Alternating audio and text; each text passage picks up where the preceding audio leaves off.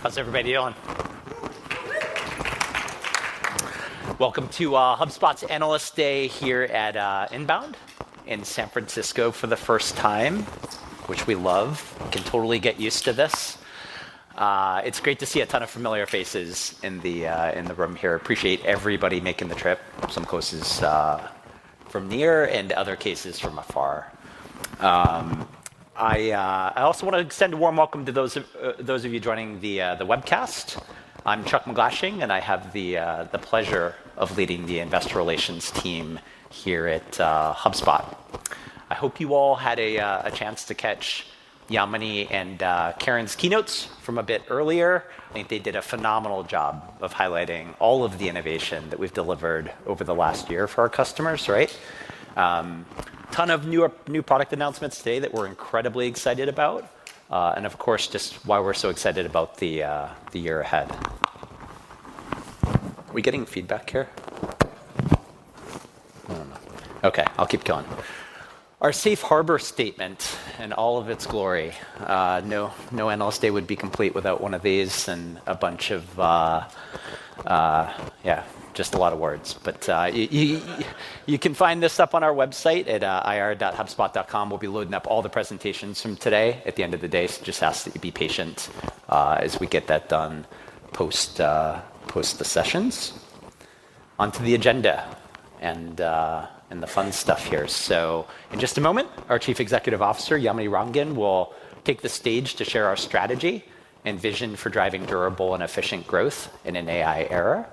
After Yamini, our CFO, Kate Bucher, will take the stage to walk you through how we're executing and kind of delivering against that vision. And then Yamini, Kate, Dharmesh, and I will take the stage for about 45 minutes worth of Q&A up here, so get those questions ready. I would say Dharmesh is being a real trooper, so he's going to come up here and do Q&A with us. He has his main stage keynote right after, and so if you see him kind of rush out of here pretty quickly without exchanging a ton of pleasantries, you'll sort of understand why. And then around 1 o'clock, maybe a few minutes after, there'll be an announcement. We will pack up our stuff and head down to the main stage to watch Dharmesh's keynotes on learning, building, and growing at a period of unprecedented change. One other thing I'd call out too is just after we finish up, there will be about a 30-minute period of time where we'll have an ability to connect with the team and mingle a little bit just before we head down to the main stage there. So with that, it's great to see everybody excited about Act 2 here of Analyst Day. And let's go ahead and get started. Thank you. I can almost with certainty tell you that every single representative, whether they be from marketing, sales, or service, have a much better experience in utilizing HubSpot. We have a CRM that's actually usable for all of our organization. With HubSpot, we're able to take our creativity and our insights as marketers, pair it with some really easy to use tools that make it easy to deploy customized experiences for these audiences. The cool thing about Breeze Studio is that the tools that are integrated really help our team save time. Really made our content creation process so much more efficient. It is a real time saver. Customer agent is phenomenal. The ability for it to just browse my knowledge base and be able to provide a would-be customer in a chat, hey, I need an answer to this question. It searches the knowledge base, answers the question. I love that. HubSpot's value as a connected platform, having all of those hubs, all of those pieces of functionality in one place. We're all working off of the same source of truth, and it's completely transformed how we collaborate and measure impact. Please welcome to the stage. Welcome to Analyst Day. How's everyone doing? Great. Good to see so many of you here in San Francisco, my hometown. Nice to be there. And welcome to everyone who's joining us online as well. I'm really excited to share how HubSpot is leading in a world that is getting transformed with AI. Now, our industry is just evolving at hyper speed. How we build product, how we deliver value, and what customers expect from software is getting redefined in real time. And in moments like this, clarity matters. So today I want to provide a clear view of how HubSpot is leading with AI and why we're so excited about the opportunity ahead. Now, here's what we hope you will take away. We are transforming our platform to be an AI-powered customer platform. We have rich customer context, which is our platform advantage. We are reimagining marketing beyond search with a new playbook, products that support it, and an ecosystem behind it. And we are scaling up market and down market to drive durable growth. And we are transforming as a company to be AI first. Now, all of this positions us to lead and win in the era of AI.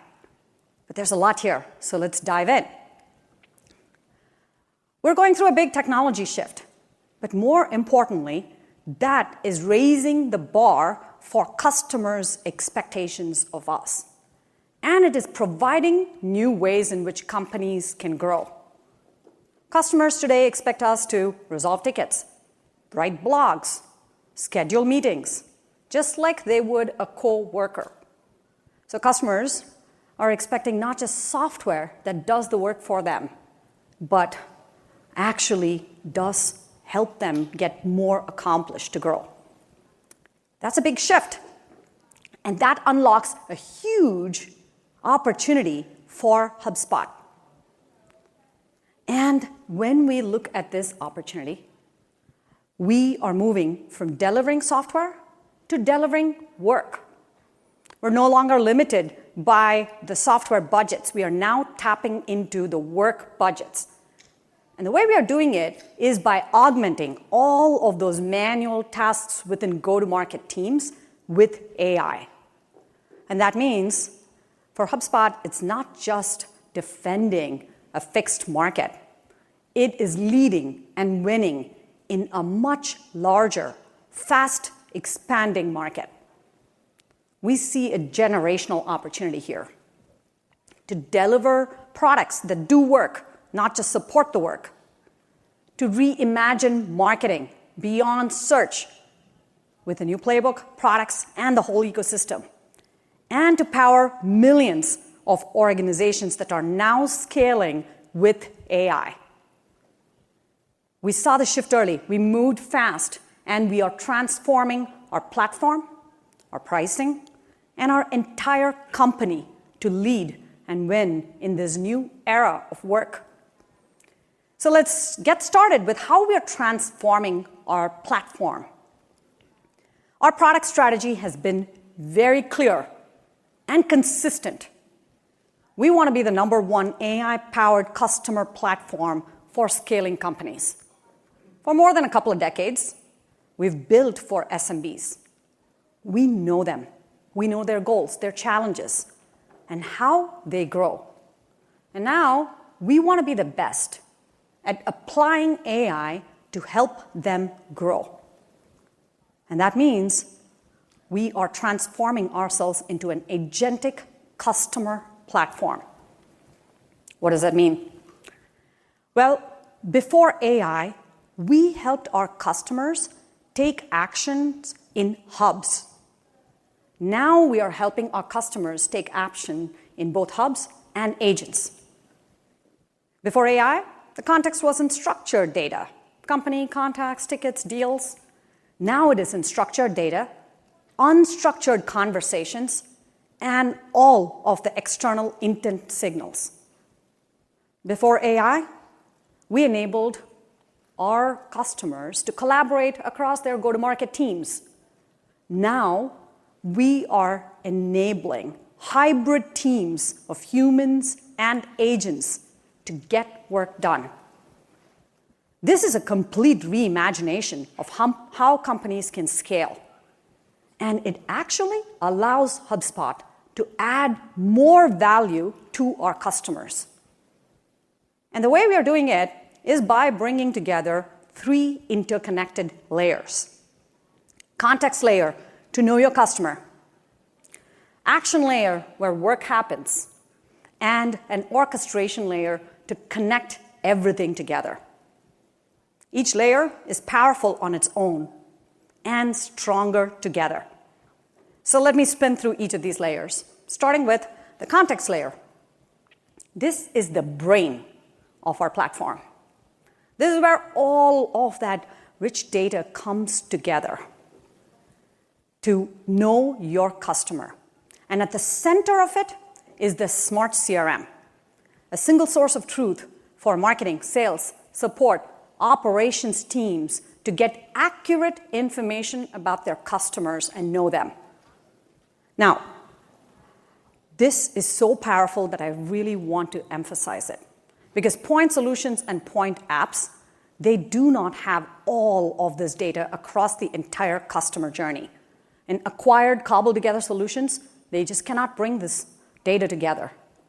We bring together structured data, company contacts, deals, tickets, unstructured data from conversations that are typically in free-flowing emails, chats, Zoom calls, and external intent signal, real-time intent data across 200 million company profiles that fill in all of the gaps about customers. Without this unified context, AI cannot deliver work, and humans cannot drive growth. That's why it's important. The next is our action layer, where work happens. All that rich context comes together for humans and agents to get work done. Now, hubs like our Marketing Hub, Sales Hub, Service Hub were built for go-to-market teams to get work done. They launch campaigns there. They send emails. They close deals. They drive growth. And that has consistent with our strategy. Now, in addition to that, we now have Breeze Assistant, which is the AI chief of staff for every go-to-market employee. They're aware of the role, the priorities, and the context of the go-to-market employee, and can provide insights and answers to help them do work. And then agents do work. They are the AI coworker that can now take on more jobs like support, prospecting, account research, and then allows the rest of the teams to do high-value work.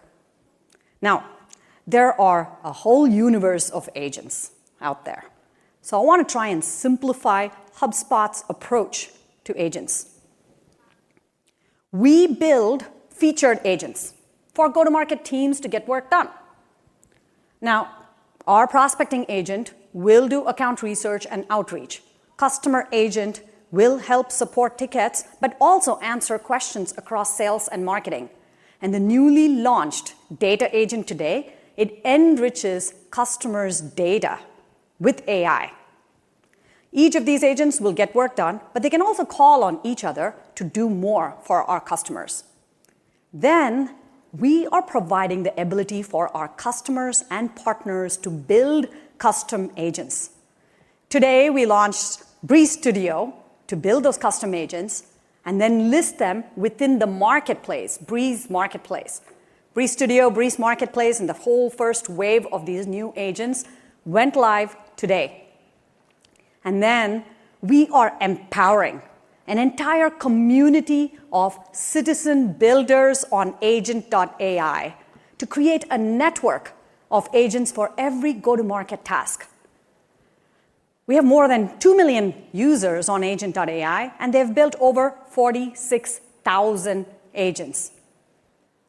By being the place where work happens, we're being essential. HubSpot is now essential in the AI era. Okay, let's talk about the orchestration layer. This is to connect everything together. Now, this is where work flows across agents, humans, and other applications.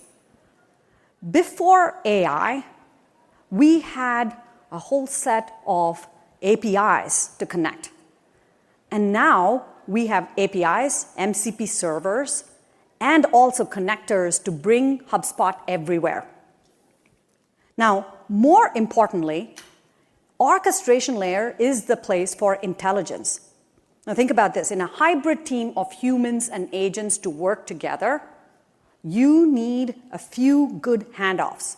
And for those handoffs to work, you need memory about roles, about relationships, and the past work that has been done. You need evaluation of whether the output was good or not good. And you also need reasoning to know how the decisions were made. All of that intelligence is within the orchestration layer. And the orchestration layer is also home to Studio, which is the place where you can build custom agents, both customers and partners. Now you put all of this together. This is our AI-powered customer platform, delivering value for customers. We're setting the pace of innovation, and we are staying ahead in building this agentic customer platform. Today, at Inbound, we launched more than 200 new updates and features across the entire platform. Lots for you to go and see within the demo stations. But let me highlight the top few. We've transformed Operations Hub into Data Hub. This is where all of the data is going to come together. This is where we will enrich it with AI and activate it within workflows and automation for our customers. Marketing Hub is getting reimagined to support the loop. And we launched the Breeze Studio, Marketplace, and a whole wave of new agents within Breeze. We unbundled the Smart CRM. We're going to talk about this in a few minutes. But Smart CRM now has AI, data, and platform value in it, including projects. And we launched our AI-first CPQ within Commerce Hub. We've always had this vision of making it not just easy for sellers to sell, but also for buyers to buy. And that is exactly what we did with the AI-first CPQ. We love launches. We like it. But what we like even more is adding customer value and driving customer adoption. That's what we care about. And we're beginning to see clear customer adoption with our AI strategy. Now, value for customers comes from embedded AI features across all of our hubs. It comes from agents that are now doing work for our customers. And it comes from Breeze Assistant and connectors that are just becoming part of everyday workflow. There are a ton of momentum stats here. I'm not going to go through all of them. But let me summarize. Embedded AI is driving growth for customers and therefore driving growth for HubSpot. You can see that in the Content Hub, driving value for customers, and therefore the attach rate to Marketing Hub is now 50%. You can see that in Sales Hub, Service Hub, Marketing Hub, where it's adding value to every seat, and therefore we're seeing strong seat upgrade motions. In terms of agent, we're beginning to see clear traction. We have over 5,000 customers on our customer agent, which answers questions across the customer journey. And the resolution rate now is 65%. Many of you will remember at earnings last month, we announced 55% resolution rate. Now it's 65%, best in class. And the same thing is happening with prospecting agent and content agent, gaining clear traction. And then Breeze Assistant and connectors, they provide insights from HubSpot to everybody everywhere. We're the first CRM to announce connectors with OpenAI's ChatGPT, Claude, and today, Gemini that we just announced this morning. And here's our focus. We want to bring customer context into the LLMs, and we want to bring AI referrals, leads, as well as actions back into HubSpot from those LLMs. That is how we're thinking about this. So we like this adoption and the momentum we are seeing with customers. But the question for all of you is this durable? What makes HubSpot unique and defensible in the AI era? Well, the answer is context. And what is context? It is what AI needs to do great work. Now think about this. LLMs can, of course, write a sales email, but without knowing who the buyer is, what the last 10 conversations were, who the competitor is, and what's the best way to handle objections for that competitor, that email will be generic. LLMs know everything that's in the public web, not what's in the sales pipeline, which, by the way, changes every minute. Agentic customer platform, we have that context. We know the relationship of the users, their roles, the tasks, and the logic that is needed to take action on their behalf. And the richer that context, the better the outcomes that AI can drive. And nobody has richer customer context than HubSpot. And that is because we bring together data, user, and domain context. So let's talk about this. Now, data is what AI needs to do work, not just guess about the work to be done. And HubSpot has 19 years, 270,000 customers worth of those touch points. Every campaign launched, every email sent, every deal closed, every CPQ transaction across the entire customer journey. That is the data that AI needs in order to do great work. And we also need the user context, so AI knows who is asking and what permissions they can take based on the role. HubSpot maintains that state for the user, their roles, their preferences, their teams, the actions they can take. All of that is within HubSpot. We are built to maintain state across thousands of users in a business context, something LLMs are not designed to do. And then we have the domain context.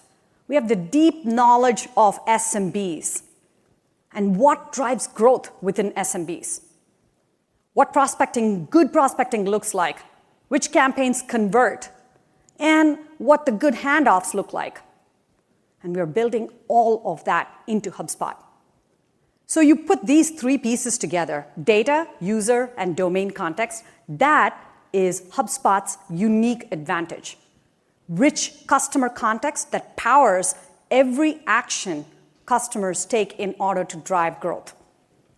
That's pretty exciting. But just don't take our word for it. Let's actually listen. And before we do that, let's actually talk about how this shows up within the market. Now, the question becomes, how does this context shows as we compete? And how do we win when we look at upmarket incumbents? Within upmarket, we win because we are easy to use, fast time to value, and we deliver that unified context. And we lower TCO. Now, here's the thing.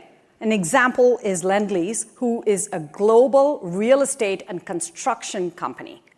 Now, here we consolidated 20 different systems, including a legacy CRM, and we were able to reduce the total cost of ownership by 80%. And we completed this whole transformative project in under 7 months. And take Liquidity Services. They are a global reverse supply chain company. They consolidated 8 different systems, including a legacy CRM, and reduced their costs by 50%. And they were able to drive the pace of customer conversion up. When companies look to consolidate system, lower costs, and increase growth, they choose HubSpot. Let's also talk about down-market incumbents. Now, smaller customers, they do tend to get started with simpler systems to manage their tasks or projects, or to move away from spreadsheets. But as they grow, their needs grow as well. They choose HubSpot because of the depth of functionality, the breadth across marketing, sales, service, and ops, and the unified context that we provide. For example, BTEG, they started with a simple CRM, and they moved into HubSpot in order to get that better visibility and to get more sophisticated sales reporting, sales forecasting functionality. And Keteliet, they consolidated across 100+ automations to get a clear single view of the customer. So the breadth and depth and the unified context matters. And then we also have AI startups. There are lots of them here. Now, point solutions and point agents, they are good at something very specific, like support tickets. But the minute you ask a question about sales or marketing, they don't have the context for it. HubSpot provides that full context.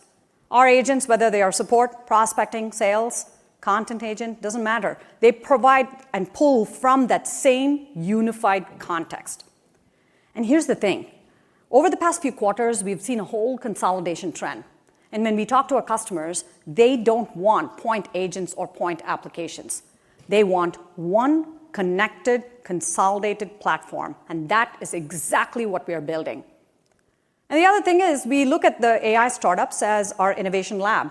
If there is a use case that works and is gaining traction, then we build it immediately into our platform. That speed, combined with the unified customer context, that is our advantage.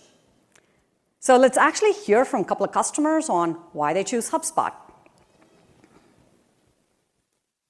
If you're looking for a fast, easy to deploy CRM that everybody's going to be able to get on with and instantly gain value in a very short period of time, HubSpot is absolutely the solution for running your business. HubSpot has really become our customer operating system. HubSpot's native AI tools and its openness to integrate with others really provides the AI or customer context that no other platform provides right now. There's a couple things that make Tessa untouchable. I don't have time to go to 8 different systems to get 5 pieces of information. Part of efficiency is having everything where it needs to be. I mean, the feedback I'm getting is that their job is 100 times better because of Tessa. Having Breeze Intelligence have access to all of our customer context, all of the interactions, it gives us the foundation we need to grow our AI capabilities over time. What I'm really excited about with Breeze Intelligence and Breeze AI is being able to leverage the AI that's pre-built into HubSpot to unsurface some of that structured data, so it makes for like meaningful content and context when we engage with customers. Yeah, I hope that makes it super clear why customers are buying HubSpot. The next question is, what are they buying? And how are we evolving our pricing and monetization strategy to drive durable growth? Okay, now our pricing philosophy has stayed consistent. It's always value first before we monetize. We really focus on use cases that drive repeatable value for customers, because when they grow, we grow. And we are strategically patient because this approach of value before monetization has worked for us. But how we drive pricing is changing. Our pricing model is hybrid. It has hubs, seats, and credits. And we want to make it super easy for our customers to try, buy, and grow with HubSpot. Now, all of you know how subscription works. We've had that for many years. So let's actually double down and look at how we are evolving seats as well as credits to drive durable growth. And let's start with persona seats. Persona seats are simple. They provide access to very specific hubs like Sales Hub and Service Hub. So if you have a specialized role, like a sales rep role, that's the workspace that you will go to and take actions to drive growth. Now, when companies grow, they also buy other hubs, and they continue to add more seats. And when they grow, we grow. This has been a consistent driver for HubSpot's growth. And in the last couple of quarters, we have seen very strong seat upgrade motion for both Sales and Service Hub. Next, let's actually talk about Core Seat. This is the next big driver of growth for HubSpot. When we launched Core Seats last year, the goal was simple. It was to unlock platform value. Now, customers buy HubSpot's Core Seat to get admin capabilities, to create new custom objects, powerful workflows, and it worked. Since the launch last March 2024, we've grown this to over 100 million in ARR with a strong seat upgrade motion. But now we are making this Core Seat game-changing.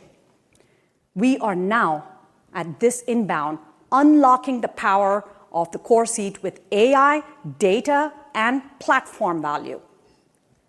Breeze Assistant, projects, smart starts, the company data and contact enrichment data for 200 million companies, all now in this Core Seat. It is massive value for our customers.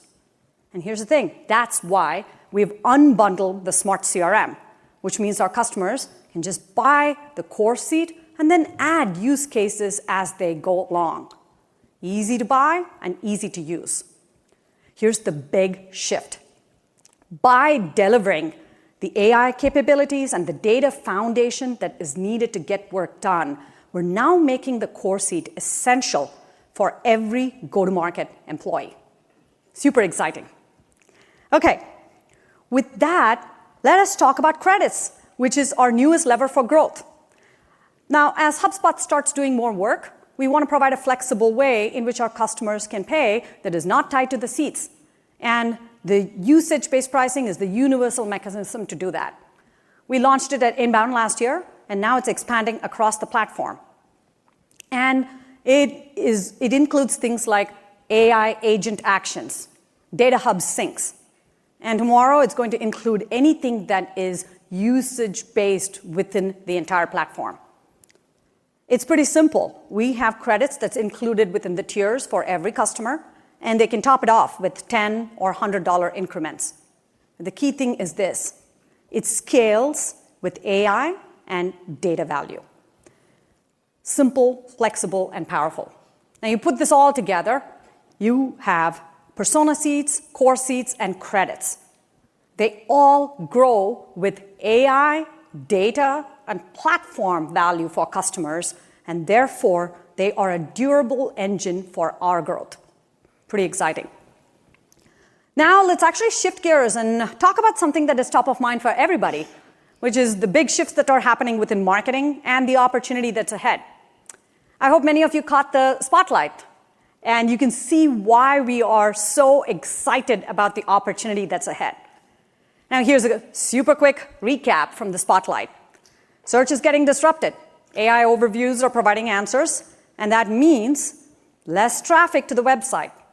But at the same time, AI is also doing something completely different. It allows you to capture intent signals. It allows you to match it to the customer and therefore drive conversion. So, marketing needs a new playbook. And that is exactly what we launched today. It's a new playbook for growth within the AI era. And we call it the loop. And customers can execute the loop with our products. Our vision for marketing is very clear. It is humans and AI in the loop. We express our authenticity and taste, and AI tailors it to our customers. We amplify and reach our customers, and AI evolves it and optimizes it. That's the future of marketing. It's also data-driven. All of that segmentation and personalization that you saw there, that is driven by data. Data is the foundation of everything that you need to do in the modern playbook. And it's AI-powered. Agents features that are built throughout the marketing workflow. And this is exactly what we are building. Today, we launched more than a dozen new features and updates to bring this loop to life. If you look at this for Express, that's the newly transformed Data Hub. That's where you build your ideal customer profile. And within the Marketing Studio, you create the content to be able to get to your customers. Within Tailor, the data agent, a personalization agent, an AI-powered segmentation, all of that enables you to match the intent of your customer to the information that they need to see. Within Amplify, we launched new AEO tools to get LLM visibility for customers. And we have our Content Hub that helps diversify the content across multiple channels. And within Evolve, we have a number of optimization tools that are powerful and provides the abilities for customers to grow. All of this powers our new growth playbook. This is how we are reimagining Data Hub, Marketing Hub, and Content Hub to power this new growth playbook. And we are just getting started with this innovation. It's super exciting. Look, when Brian and Dharmesh started this whole movement with Inbound, it was the playbook. It was a set of products that supported the playbook and a whole ecosystem behind it. And we're using a very similar approach with Loop. We have a clear playbook, we have a powerful platform, and we have a thriving ecosystem that is scaling it. This is such a massive opportunity for HubSpot, one that we are positioned to lead and win. Really exciting. Okay, let's actually talk about upmarket and downmarket and how we are scaling both. Within upmarket, our strategy is clear. We want to deliver value to customers and therefore grow the value of customers. And the way we are doing this is by focusing on three things: build the right product, grow the right ecosystem, and execute the right sales motion. Let's talk about our product. Going upmarket has been a multi-year focus for us. We want to build powerful tools that are super easy to use. And we have had consistent set of innovation, opening up the markets for sensitive data, journey orchestration, multi-account management, new global data centers. All of this innovation proves that we scale with businesses. And then let's talk about our partner ecosystem. We have a very strong partner ecosystem. Just this year alone, we added 750 new solution partners. And we are focused on working with growth partners to serve upmarket customers and build with AI. Our partner activation, sourcing, co-selling, they're all up this year. And we have a solid app ecosystem, more than 1,900 integrations. And the average number of active integrations that customers have grown from 10 to 14 over the last 5 years. And that shows that upmarket customers are using us as a platform. So together with this ecosystem, we are selling to more upmarket customers, delivering more value, and scaling faster there. And then we have the right sales motion. We've upskilled our sales team to sell complex deals with confidence upmarket. Large deals are up 36% year over year. And 90% of the new deals for upmarket customers are multi-hub deals. That shows that the momentum is in deal size, but also product depth. Okay, we have a proven playbook upmarket. What about downmarket? Our strategy here is to drive volume, deliver value, and grow as customers grow. And we do that by having a freemium product that adds a ton of value. When businesses get started, they start on our freemium product. And today we've added more AEO tools and AI tools into that free product, like our AEO grader. That adds value. And from there, they convert into paid customers. We reduced the price of seats, we removed the seat minimums, and we have made onboarding AI first. So free to starter conversion is now at an all-time high. 50% growth year over year in free to starter conversion. And then when they get into a starter or pro, we deliver compelling value. We become that customer operating system that customers depend on. And when they grow, we grow. So it's exciting. We have a solid distribution engine that is scaling up market as well as down market and providing durable long-term levers for us to grow.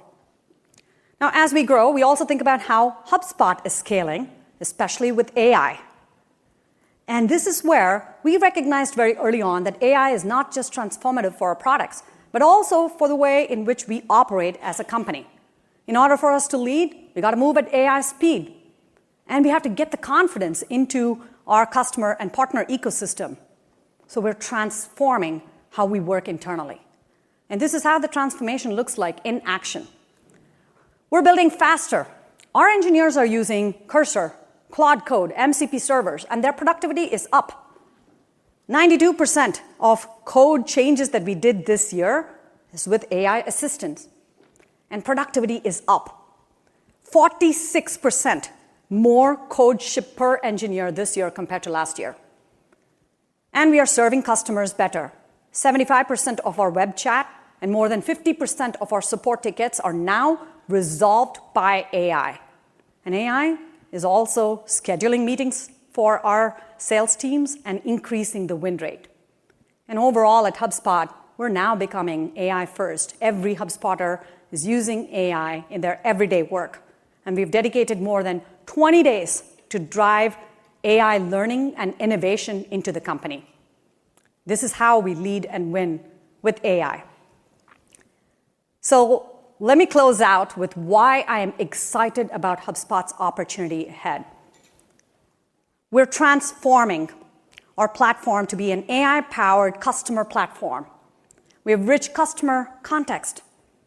That is our platform advantage. We have durable growth levers. We're scaling up market, down market, and we have hybrid monetization that scales with customer value. We are transforming ourselves to operate at AI speed.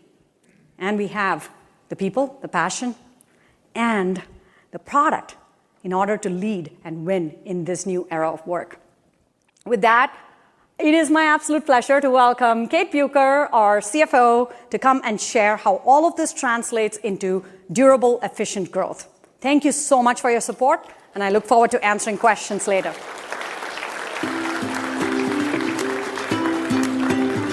Thank you.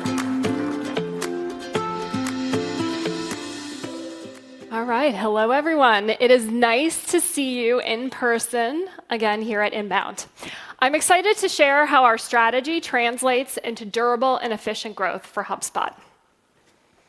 In terms of our agenda, I'm going to start with a reminder of our key financial priorities and talk about how we have delivered against them over the last year. Then I'll show how our AI-powered customer platform enables growth for HubSpot today and also into the future. And finally, I'll talk about how we're balancing growth and profitability. I want to start by grounding us on our core financial principles.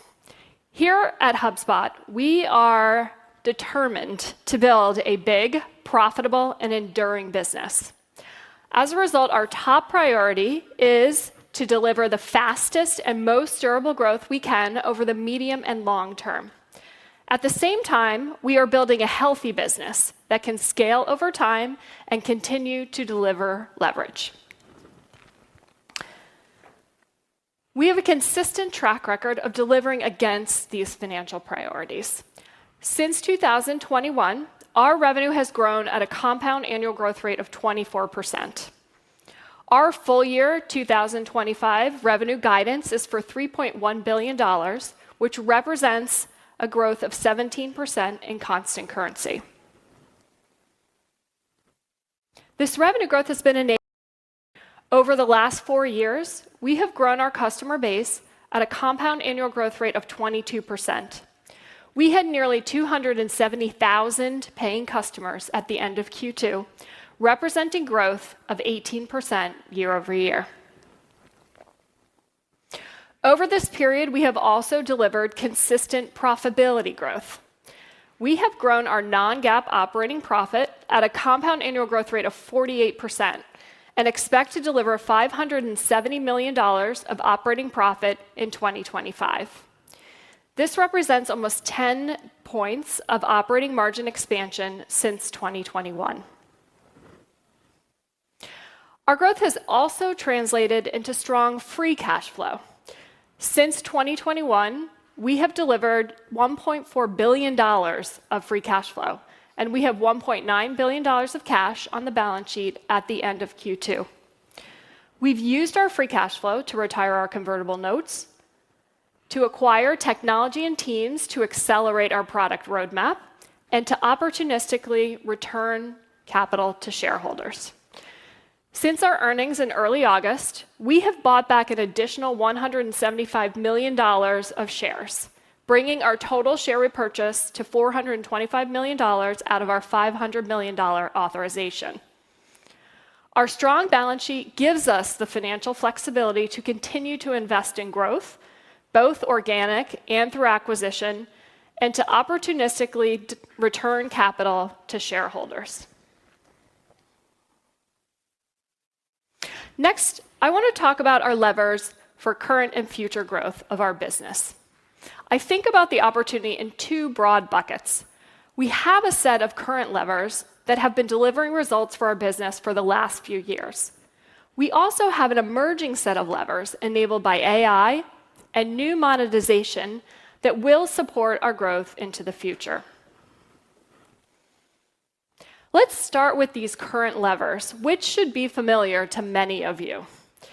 We take a platform-oriented approach to address our market opportunity, and we believe that our platform is the key driver of our upmarket and downmarket momentum, as well as our strong customer retention. Our upmarket momentum continues to accelerate, and we're seeing more large deals and more platform consolidation. The share of our new Pro Plus ARR that is multi-hub has grown steadily over the last 4 years. In the first half of 2025, nearly 80% of customer ARR came from customers who landed with multiple products, and almost half is from customers who bought 3 or more HubSpot products. New and existing customers are consolidating their go-to-market technology stack on HubSpot. Our strong platform traction with new customers, as well as our continued success in cross-sell, has led to an increasing adoption of our platform across our install base. The share of our install base ARR that has on a single hub is now just 12%. More than 60% of Pro Plus ARR is on 3 or more hubs, and customer ARR on 5 or more hubs has grown from 0 to 28% in Q2. This is resulting in more large deals, which we define internally as more than $3,000 a month in recurring revenue. A growing portion of our Pro Plus install base is large deals. About half of our Pro Plus install base is in that 3K plus bucket by the end of Q2. And 3K plus MRR is growing quickly, 30% in the first half of 2025. 5K plus MRR is growing even faster at 37%.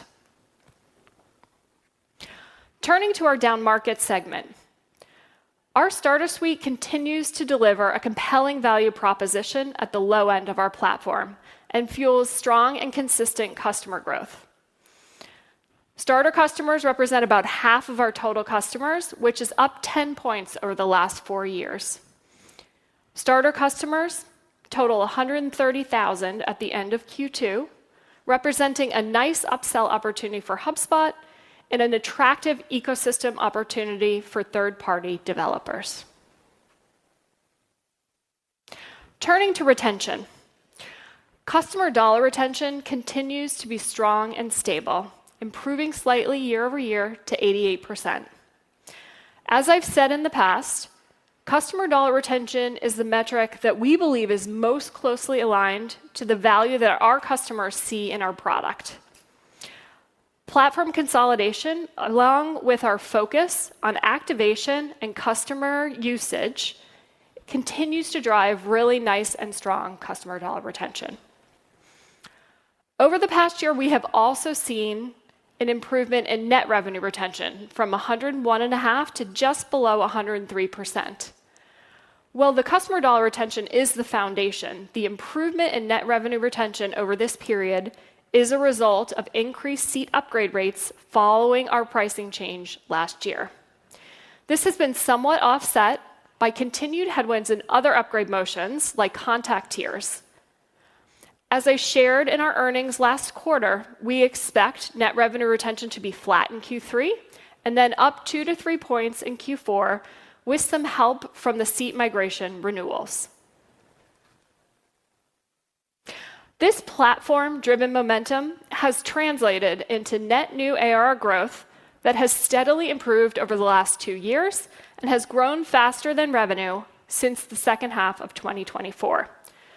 While we report revenue growth every quarter, we typically share ARR metrics on a half-year basis in our annual proxy statement, and our intention is to continue with that practice. That said, Yamini started her presentation by saying that clarity is important in times of change and uncertainty, and so I wanted to be very clear about the recent business performance. As you can see, net new ARR was challenged beginning in 2022 as customers focused on optimizing their software spend and hit a low point in the first half of 2023. Over the last 2 years, we have seen building momentum and a nice step up in net new ARR growth in the back half of 2024. Since then, net new ARR growth has outpaced revenue growth. We are executing well, and our growth is beginning to accelerate. So our current levers are working. We are also seeing a number of new levers for growth emerge. Let's take a look. We're in the midst of a pricing change, which is a multi-year tailwind.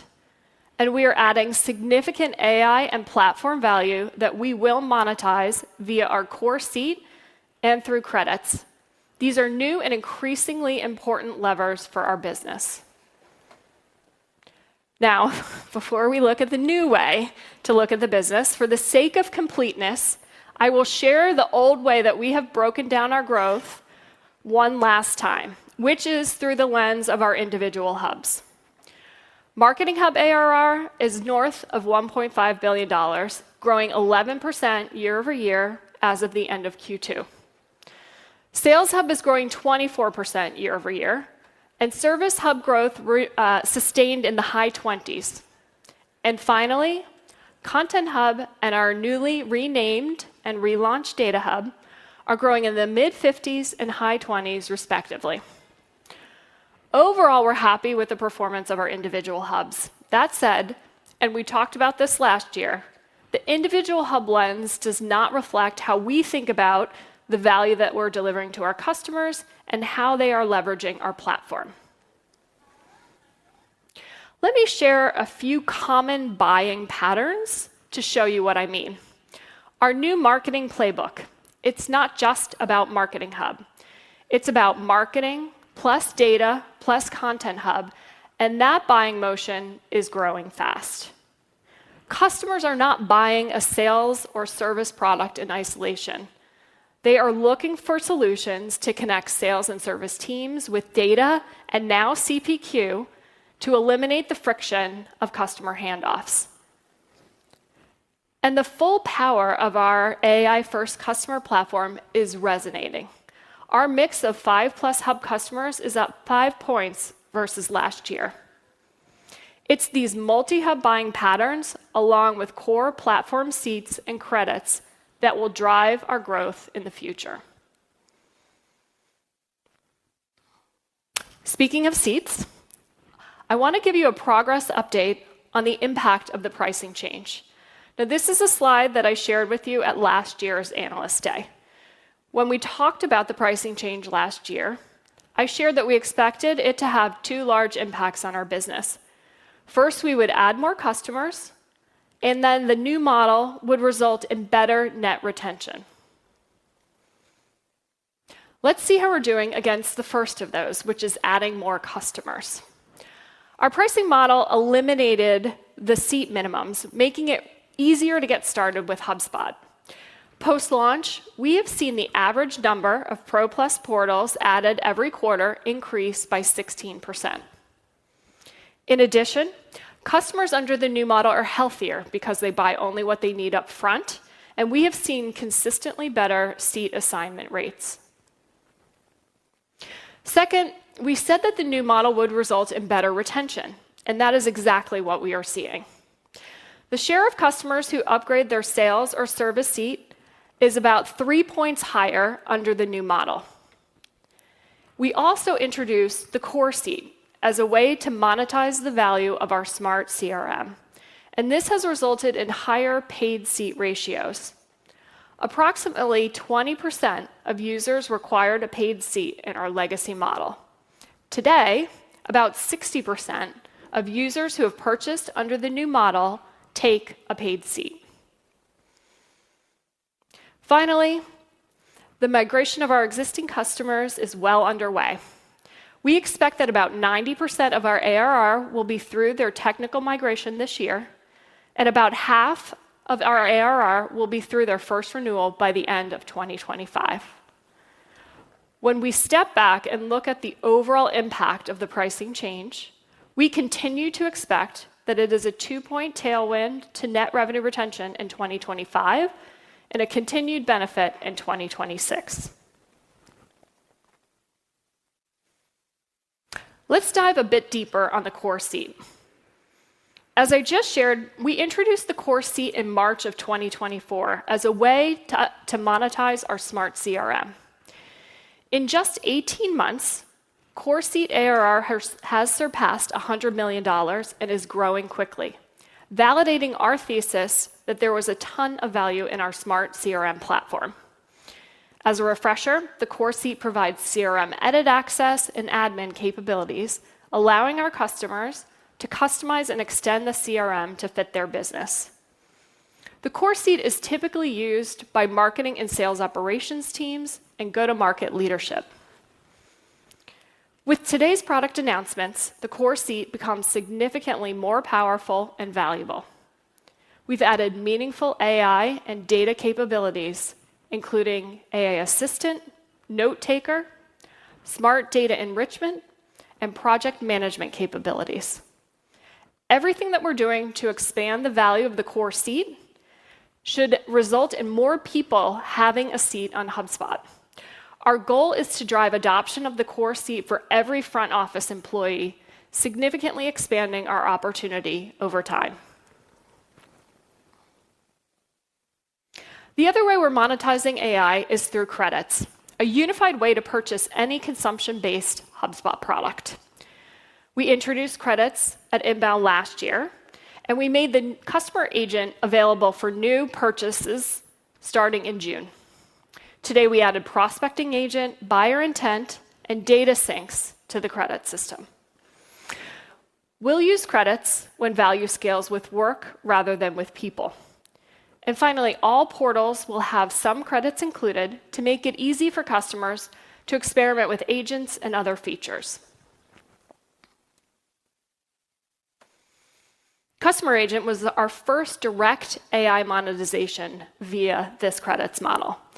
While we're still incredibly early, Customer Agent activation and usage continues to scale. As of the end of August, we had more than 5,000 customers, with resolution rates now over 65% and more than 1 million tickets resolved by Customer Agent. Okay, before we finish this section, I wanted to talk about how seat and credit monetization live together. In particular, I wanted to address the concern that the consumption models will negatively impact seats-based revenue over time. We believe that our hybrid model, this combination of seats and credits, isn't just sustainable, it's what is best for our customers and what is best for HubSpot. Well, we're still in early days. I thought it would be helpful to share some early trends through a couple of customer examples.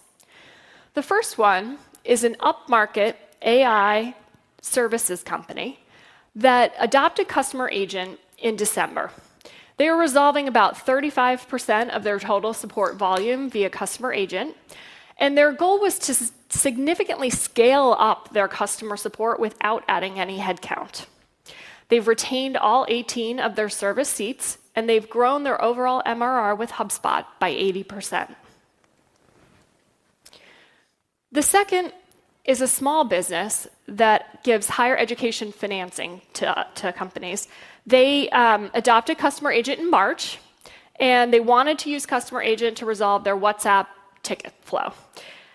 Customer Agent is successfully resolving about 25% of their total inbound support volume, and this allowed them to go from 5 service seats to 4 service seats.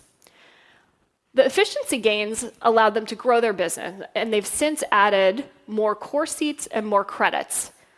Despite the reduction in their service seats, their total MRR with HubSpot is up about 10%. Now, I want to acknowledge that these are just 2 examples and that we are still very early. But we have not seen any abnormal downgrade behavior from customers who have adopted Customer Agent. Okay, I want to wrap up this section by summarizing our levers for growth. Our current levers are delivering results. Our platform is working upmarket and downmarket, and customers are growing and retaining on HubSpot. And our emerging levers are gaining traction. We're in the midst of a pricing change that it is a tailwind to growth as we expected. And finally, we're delivering a ton of value in AI and data, and we will monetize this via core seats and credits over time. Okay, now I want to shift gears and talk about how we are balancing growth and profitability. We're building a healthy and balanced business, and we have delivered consistent leverage throughout the history of HubSpot. Since 2021, we delivered an average of 240 basis points per year of operating margin expansion. We expect full year 2025 margin of 18.5%. Now, you know we have medium and long-term targets for operating profitability: 20 to 22% in 2027 and 25% long-term. We are confident that we're on the right path to hit these targets and that we can continue to deliver strong innovation and leverage. Okay, before I dive into the shape of the P&L, I want to talk about the role of AI in helping to create incremental financial leverage for HubSpot. I think about the role of AI in two buckets. There's a set of functions or areas where we're going to continue to invest, like engineering and sales, where AI is going to drive faster innovation and higher productivity. Yamini talked about the meaningful increases we're seeing in code generation and in productivity and win rates on the sales side. We're going to continue to lean in here. In other places, like support, marketing, and G&A, we will use AI to drive efficiency. Support is a great example. We have been using AI to resolve customer inquiries for a couple of years now in support, and our agent handled about half of our customer tickets in the first half of 2025. As a result, we have been able to hold support headcount flat for over 2 years. In marketing, we are heavy users of AI for content generation and personalization, and we have seen both efficiency gains and also higher conversion rates as a result of AI. And finally, we have started to deploy AI tools across our employee lifecycle that we believe will allow us to continue to scale our best-in-class G&A efficiency. The combination of these approaches will allow us to both grow and deliver leverage. Let's talk about how this translates into our reported P&L, beginning with gross margins. As we shared last quarter, our gross margins this year are expected to be down slightly as a result of data center investments and higher R&D capitalization. Looking ahead to 2026, we expect some incremental COGS pressure from new product investments in unstructured data and from scaling AI and commerce. Turning to OpEx. In R&D, we will continue to drive a fast pace of innovation, but AI productivity gains will allow us to grow R&D spend at or below revenue growth. For sales and marketing, AI tooling and improved rep productivity upmarket, along with better conversion efficiency at the low end, will be key drivers of S&M leverage. And finally, we will realize modest additional gains in G&A by leaning into AI and automation. As I've said in the past, we may see a bit more or less leverage in any given year depending on the opportunities we see, but we will stay on track to hit our interim and long-term margin targets.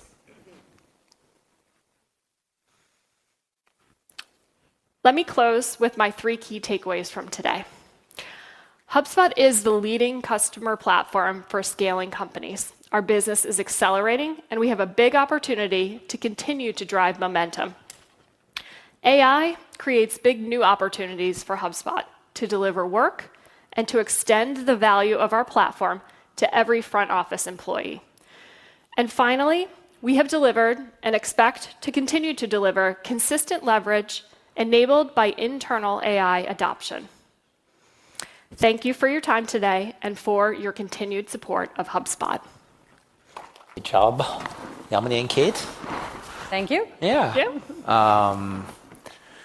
So we're going to have some mic runners. I can see hands already going up here, lots of hands. Might need to get an extra night at the hotel.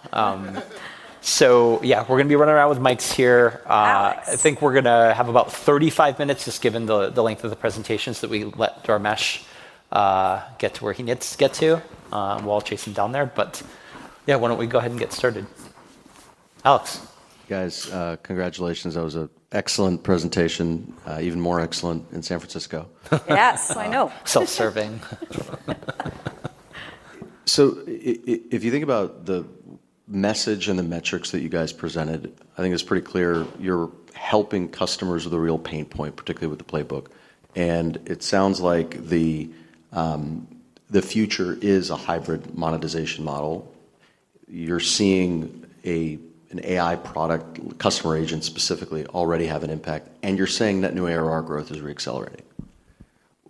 When you think about the concept about durability, what are you trying to tell us about, A, how much of that acceleration is tied to the consumption monetization that you're already seeing, and what is the confidence level that we can sustain kind of that good, I'm not going to put a number on it, but good net new ARR growth cadence that is ahead of revenue, and kind of when should we see that revenue growth come closer to that net new ARR growth? That's such a typical Alex Zukin question. 18 questions in one. There were like 14 questions in there. Okay, I'm going to start with the crux of what you're asking. How confident are you in the durability of the growth and what is going to drive that? And then, Kate will answer any guidance questions. We feel really confident. We feel really confident in terms of the growth levers and the ingredients that we have in order to drive durable, sustainable growth, not just in the next 2 years, but in the next 5 to 10 years. And I think Kate did a really nice job of laying this out, but I'll provide my perspective on it. We are in the middle of incredible change within this industry. And I think the biggest change that's happening is within the marketing landscape. Change with search also is like the biggest opportunity with AI. And that is exactly what we are focused on. What we launched today with the playbook is exactly what our customers have been wanting. I've talked to so many CMOs in the last few months. They want a playbook. They want a step-by-step process to figure out how to drive growth within the marketing era, and that is exactly what we delivered. And now we have the platform and the entire products to drive that. That is a multi-hub opportunity. It is not a single hub opportunity.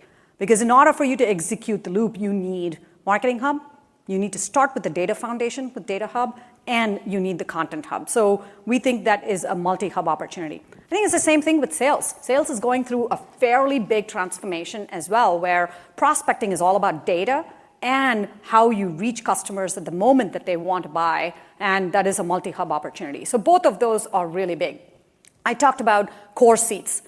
This is super interesting for us because one of the key things that we are doing, and I want to maybe emphasize this, is our AI monetization is not just credits monetization.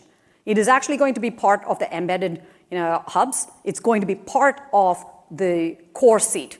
What we did this year and what we did just now is by unbundling the core seat and putting in AI value, data value, and platform value, we've now made it important for every go-to-market employee to use it.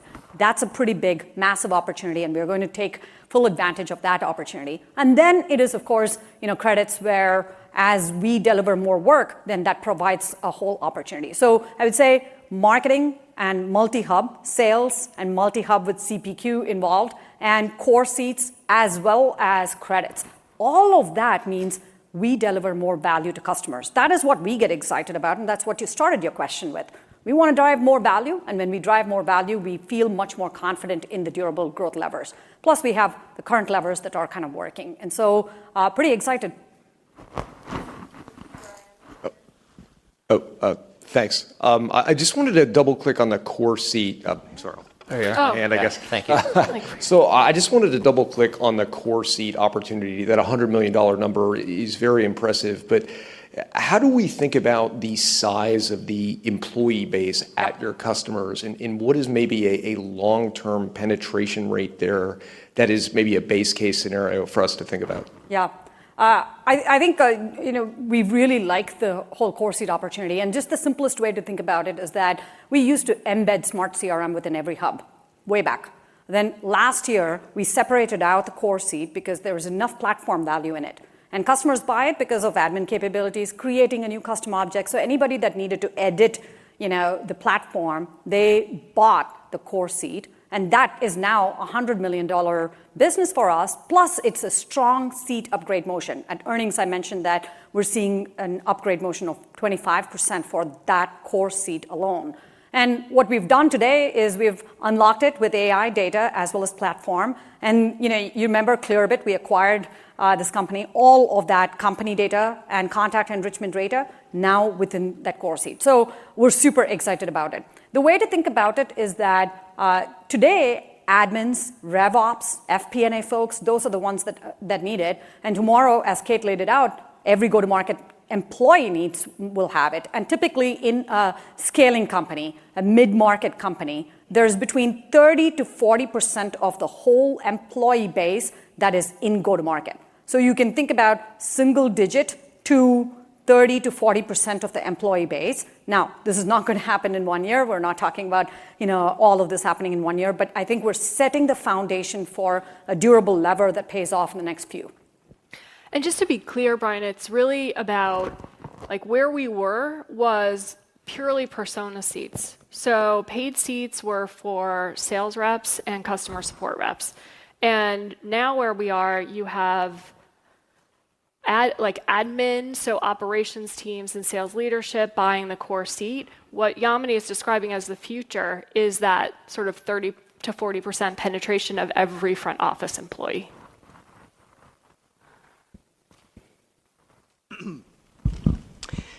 Thank you, Mark Murphy with JP Morgan. I know you're packing the town in pretty well when I try to get a Waymo in the morning, and it's going to be, instead of a 2-minute wait, it's a 17-minute wait. Sorry, Mark. No, we love having you here. It made it so easy. Actually want to ask you about AI-powered email. An 82% increase in conversion rate. I mean, I think 8% would be a lot. Can you explain, how individualized are you making these outbound emails? That's a tremendous change on a major channel. And, how do you control the cost of that? I mean, if we send 1 million emails and each one is being scrubbed for what did the customer do and what did they buy and what are they interested in, it sounds a little LLM intensive.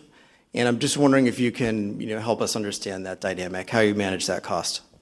I'll start with the front end of the question, and then you can talk about the second part. And Mark, thanks a lot. We like being here in San Francisco as well. So on the email personalization, a lot has been said about just search disruption and what AI is doing to search. But the flip side of it is even more interesting, that it actually drives better conversion. And specifically on that email conversion, what we are doing is now we know how to capture the intent signal of each buyer. Then we are using basically RAG to take that buyer and map them to the specific information that they need to get. So, for example, it might be an academic class that they want to attend or a very specific demo that they need to see. So we're using that matching between the intent signal and LLMs to be able to send much better personalization. We talked about it last year at Inbound, and we've improved that email personalization at scale. Now, that's working for us, but today you heard that it's also working for our customers. That's exactly what Kelly Services said in terms of driving better conversions as well as engagement. That's how we're doing it, and I think that's the new playbook. The playbook is not just waiting for search traffic to return. It's actually to do better personalization and segmentation. And then maybe you can talk about the COGS impact. Yeah? Yes. So, Mark, we haven't seen material COGS impact from the personalization of emails. We have we call them the COGS squad. It's it is a cross-functional team across. Well, some of them are in the back. You could raise your hand, COGS squad. across finance, engineering, our product operations teams to really deep down understand sort of the drivers of the AI-oriented costs as well as costs across our total platform. Where we have been seeing some pressure on margins, and I talked about this in my talk track, is really we opened a couple of three new data centers in Q1. We have been investing in R&D outpaced with revenue over the last 3 to 4 years, and that's showing up in our R&D capitalization in COGS. That's the sort of pressure we're seeing. Next year, there will be some scaling of AI. I think the good news here is that we have revenue monetization associated with the things that are going to drive scaled up costs for AI. We're watching it closely and continuing to monitor. Just one quick comment on the kind of inference costs. We get very excited, including me, about the newer models and deep reasoning and deep research and all these kind of high-end features that are in Opus and GPT-5 Pro. Like email is a good example. The baseline capability that we need for a vast majority of go-to-market use cases are handled by something like a GPT 3.5 or a 4.0, right? So we don't need the frontier model capability for a vast majority of these use cases. And the cost of like GPT 4.0 has gone down 250x from the time it was released, right? So that slope still goes down. Yes, the advanced models are getting more expensive, but most of the models we need for most of the work that we do, including email, is not those frontier models. Brad Sills from Bank of America. Thanks so much for hosting another great event. Great to see you all. Wanted to ask a question about some of those early adopter customers, that 5,000 customer base that's on Customer Agent. What did it take to get those customers live? Was there a certain amount of effort involved at the data layer with data prep, or was it more plug and play? HubSpot's known for simplicity and plug and play here. Or was it simply just these are features and these customers are turning on these features in a seamless manner? I would imagine the answer is different depending on the market segment that you're going after, but would love to get some color on what it took to get those customers live. Thank you. Good to see you, Brad. And so I think it's a spectrum in terms of driving adoption. We have customers where they have really good knowledge base to begin with. And the knowledge base plus the history of support tickets that they have already resolved is like a super easy starting point. And we've had customers where they've plugged the knowledge base, they've plugged the history of support tickets, and in less than a week, they begin to see clear AI resolution of support tickets. And so the setup sometimes is like 30 minutes. It is super easy. Now, that's the best case scenario when you have all of the documentation that is needed. On the flip side, we've had customers where they don't have knowledge base, they don't have a support history with us, and they're beginning to kind of build that type of history where it takes a little while for them to start seeing the impact. And we've seen some customers that start with 20 to 30% in terms of AI resolution rate. And this is why we mentioned this last time. We have a knowledge-based agent. And that knowledge-based agent basically recognizes when you don't have a good knowledge base, and it starts writing articles that can then go into the knowledge base with validation from users. And once you do that, you begin to see the resolution rates go up. So it is a spectrum of both of these. And when you have documentation, it starts working. When you don't have it, then you begin to kind of like create that history in order to get there. But overall, that use case has found product market fit. 5,000 is just the beginning, because we think that a customer agent is like the website of the old days, right? Where when you were in the internet era, you needed a website and you needed to get your digital presence started. You now need a customer agent, not just to answer support tickets, but to be able to answer any question about your product, your pricing, your marketing, the next event that is happening. You need that. And so we think it's going to be as ubiquitous as a website, and we're pretty excited about it. Hey, Ryan Wallinger from Barclays. On that note, the one big debate we have in the industry at the moment is about like how Gen AI and kind of the SaaS model kind of will work together in the future. And, there's the discussion about the death of SaaS, et cetera. Yep. Listening to you now and making a new focus on data and the data hub and the context as well, it kind of feels like there's the answer already, that there's so much kind of knowledge in your system that you actually you are needed, and that's actually the way you thrive in the future. Can you speak to that a little bit, and if I'm on the right path here? Thank you. Just a couple of quick notes. One is, SaaS effectively was a kind of deployment and business model kind of transformation, not that big of a technology transformation. So I think what endures is software. Software is a high margin, high leverage. You can put investment in, solve a bunch of customer problems. So I think we have the largest opportunity as an industry in software than we've ever had before. The business models will change. I think SaaS in its purest form is unlikely to remain the way it is right now. That's why we see the hybrid pricing models. But I'm just super bullish about the opportunity this creates, because now we can solve problems with software that we were never able to do before. Before we built tools for humans to use, now we can actually do the work. So the value that software is going to produce over the coming decades is like orders of magnitude, I think, higher. The TAMs are just going to be bigger, and we're just starting to see the early innings of that game. But I don't think software is dead. SaaS as a pure business model, might transform over time, but software as a way to make money and put capital to work, I think, is going to be amazing. And I have to say, I have a very specific point of view, which is that AI and SaaS are complementary. I'm following all this raging debate about one eating the other. I think it's complementary. Because if you think about LLMs, they provide insights. And HubSpot, we provide the customer context to drive insights about growth. That is not there in an LLM. And then if you look at what an LLM is great at doing, taking action on behalf of one user. We are really good at maintaining state across thousands of users, their permissions, their roles, and what actions that they can take in a business context. Those two are complementary.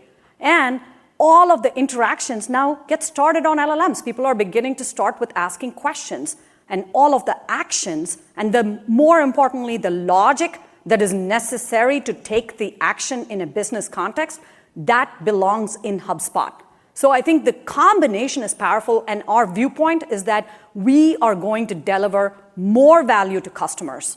And, look forward to seeing this raging debate continue. But we have a point of view.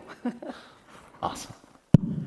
Someone has to represent the East Coast. I hear Boston's lovely this time of year. Thank you, Samad. Yes. All right. So this is either for Yamini or Dharmesh, either one, and maybe both. But if I think about a couple of the exciting things, there's Breeze Studio and the ability to build custom. And then also, I know Agent.ai is not part of the company, but you're building kind of this 2 million person developer curious or developer army out there. And so if I think about that, the ecosystem, how should we think about that allowing you to push more up market to larger customers that were maybe beyond your traditional focus area because of what it'll allow them to build now? And then related to that, do both of these make you more attractive future partners for new ISVs that you maybe hadn't worked with before and SIs, and I'll say global SIs, just to go ahead and push it forward a little bit? And will that pull you further up market potentially? That's like an Alex Zukin question. You should start. Yes. I'll start. You can feel free to add commentary. So Breeze Studio and the core kind of agent platform within HubSpot is built for HubSpot customers, HubSpot partners. That ecosystem is going to help us move up market. It solves that kind of higher end agent problem. So we have our featured agents built by professional developers, built by the HubSpot product team. And that's going to mirror the kind of evolution we've had within HubSpot for a long time, and we're very, very good at that. Think about Agent.ai as the other end of the spectrum, that this is citizen builders solving simple tasks, simple use cases, either for themselves or their small teams. The reason we're excited about it, and we think we want to cover this is kind of the bimodal approach to HubSpot, is that we think there's going to be this entire new generation of agencies and software companies that are going to be made possible by AI.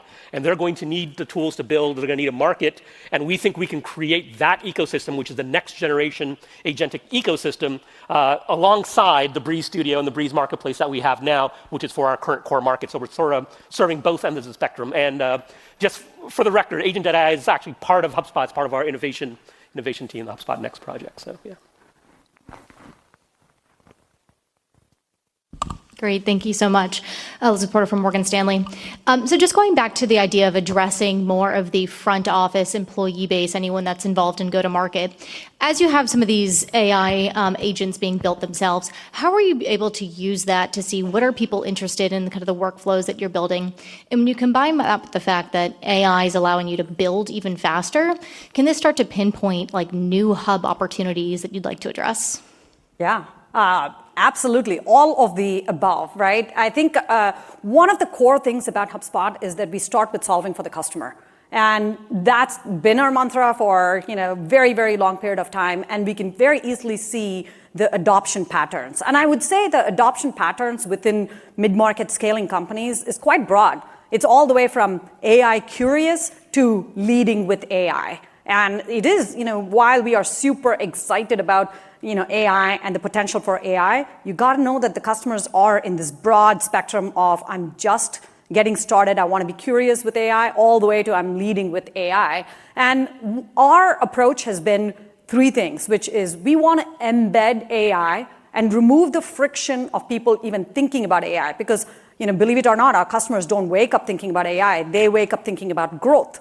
They wake up thinking about how they can drive more leads and close more deals. And we want to embed AI into everything that they do so they can drive growth and focus on their job. And that's why we've had this strategy of not bolting on an AI solution, but building it as part of the customer platform.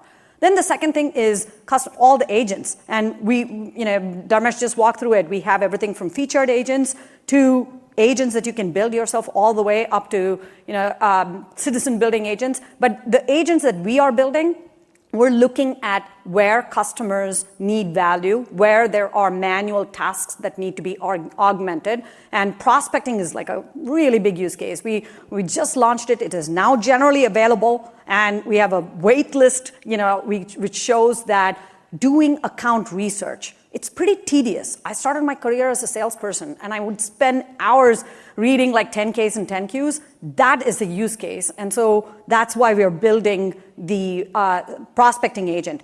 Data agent, like today, Karen did a wonderful job of showing this. You cannot just go to the web and say, I want for millions of my records this particular data. Now you do. And so we found that you can create smart properties, you can go out to the web, you can run LLM searches and then bring that information back. And that just came from working with our customers. And so I think we'll continue on this path of embedding rich AI capabilities into the core and then building agents where we see a set of tasks that need to be augmented, or we were not able to do that before. So super exciting, and it'll continue to go from there. Siti Panigrahi from Mizuho. I love having Inbound here. Thanks for bringing to San Francisco. Awesome. I guess we need a vote by the end of that. I think we can vote. We know where the vote will be. I want to go back to the slide you talked about AI, how it's transforming your business and other business as well. So you talked about driving lever. So help us understand how you're right now using AI, and are you still, you talked about productivity improvement. Still, are you hiring or any changes to the headcount? And Kate, we see the long-term margin you still kept at 25%. Why shouldn't we think about margin going even higher?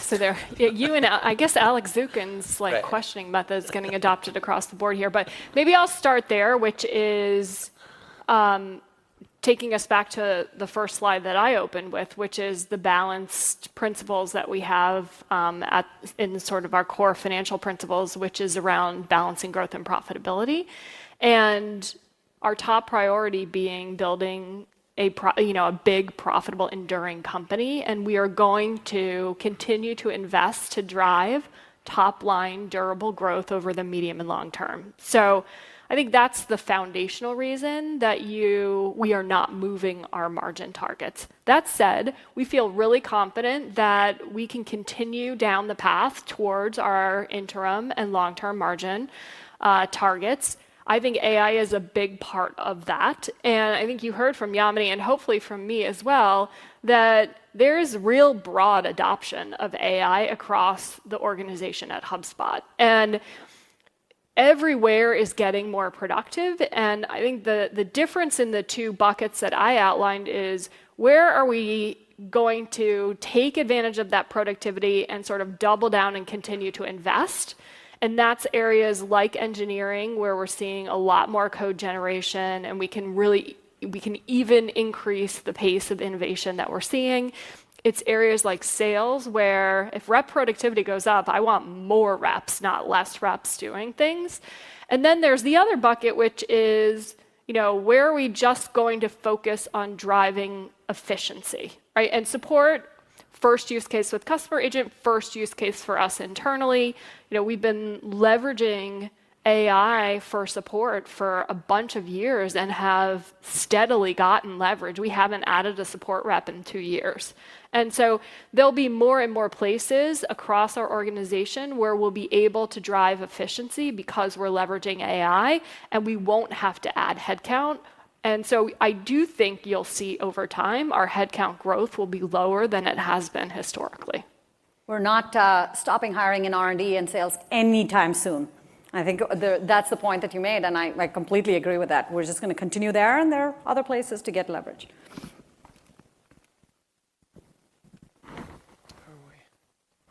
Do you want me to go ahead? Hey, sorry, I didn't know that my mic was live. Hey, Brett Huff from Stephens. Thanks for having this event. Appreciate it.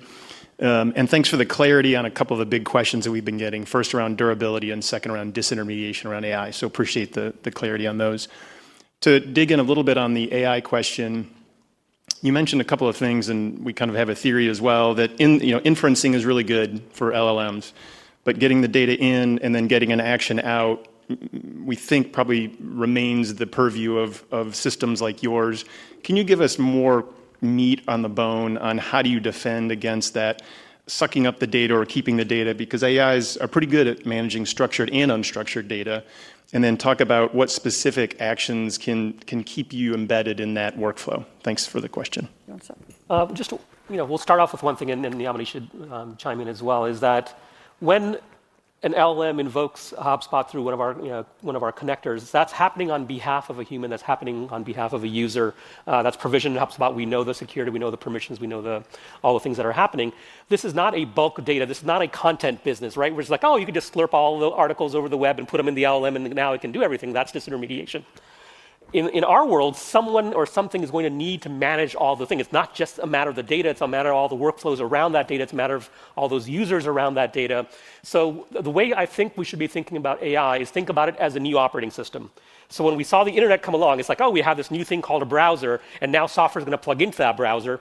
The browser became the interface that users interfaced with, and I think AI is going to become similar, but the browser did not disintermediate web applications. They actually drove a bunch of explosion of web applications. We're going to see the same thing with AI. I think there's going to still be a need for systems of record, for structured data and unstructured data together, and be able to kind of manage all those actions, do all the permissioning. I don't think that goes away. I think that's going to just be more and more important. I think you nailed it. Yeah. Main stage thing coming up. So. I think that's exactly right. And a lot has been said about even our connector strategy, and the question of like why do we feel so confident that we're building connectors into LLMs?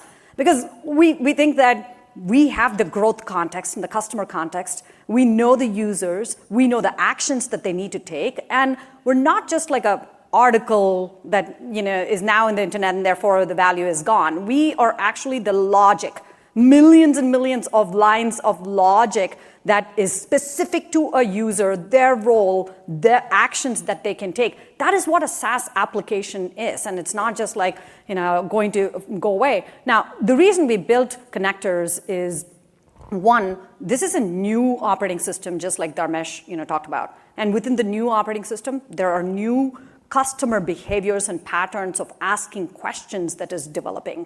And we want to be that. If we call ourselves a customer platform or just any platform, then you got to be where everybody else is. And if there's someone who's asking a question, we want to be there. But we want to bring that customer context into that conversation. And then when we do that, I hope you saw this in the spotlight, we light up, which means LLM now recognizes HubSpot.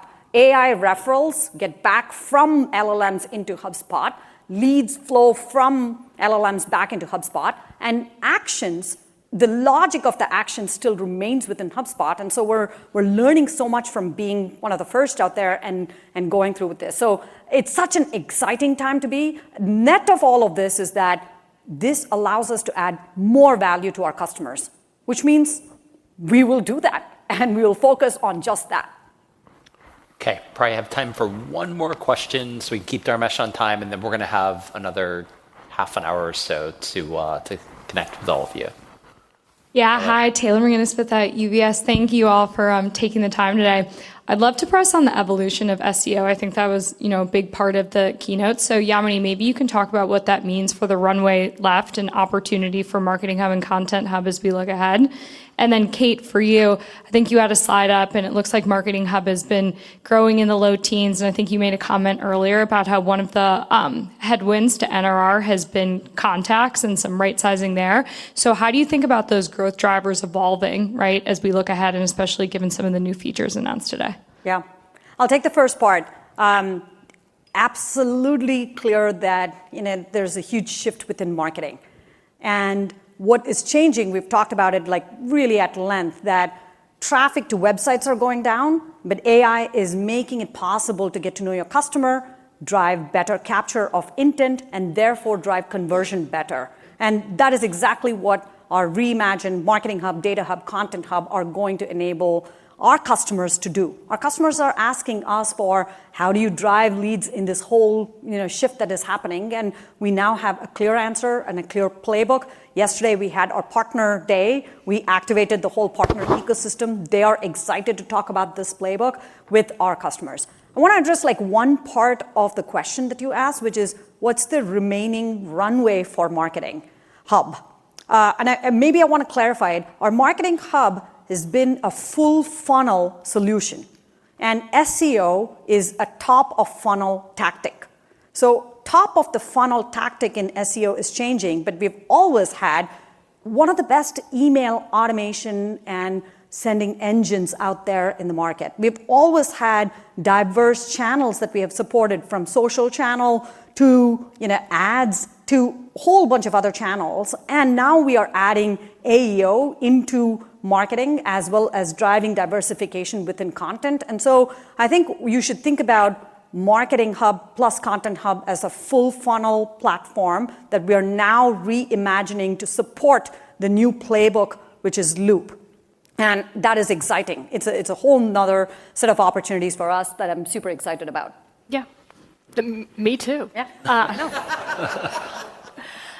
And Taylor, I think your other question is really getting at, what is really happening with net revenue retention? When are we going to see it inflect? And I think I would say the long and short of it is that, the components of net revenue retention really haven't changed. We've been talking about the same components over the last few quarters. We have this really nice and strong foundation of customer dollar retention.